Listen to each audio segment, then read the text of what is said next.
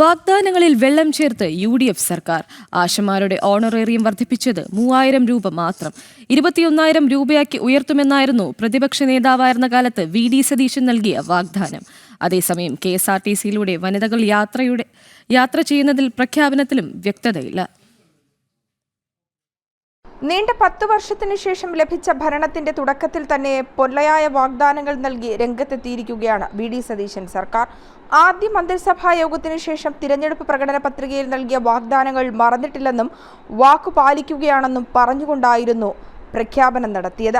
ആശാവർക്കർമാരുടെ honorarium 30,000 രൂപ വർദ്ധിപ്പിക്കുമെന്നാണ് പ്രഖ്യാപനം നടത്തിയത്. എന്നാൽ പ്രതിപക്ഷ നേതാവായിരുന്ന കാലത്ത് 21,000 രൂപയായി ആശാവർക്കർമാരുടെ വേതനം വർദ്ധിപ്പിക്കുമെന്നാണ് VD സതീശൻ പ്രഖ്യാപിച്ചത്. ഭരണത്തിലെത്തിയപ്പോൾ ഓണറേറിയം മാത്രം വർദ്ധിപ്പിച്ച് കണ്ണിൽ പൊടിയിടുവാനുള്ള നീക്കമാണ് തുടക്കത്തിൽ തന്നെ സർക്കാർ നടത്തിയിരിക്കുന്നത്. ഇതോടെ ആശാവർക്കർമാർക്ക് ലഭിക്കുന്നത് 15,000 രൂപ മാത്രമായിരിക്കും. 21,000 രൂപ എവിടെ എന്ന ചോദ്യത്തിന് ഇപ്പോഴും VD സതീശന് ഉത്തരമില്ല.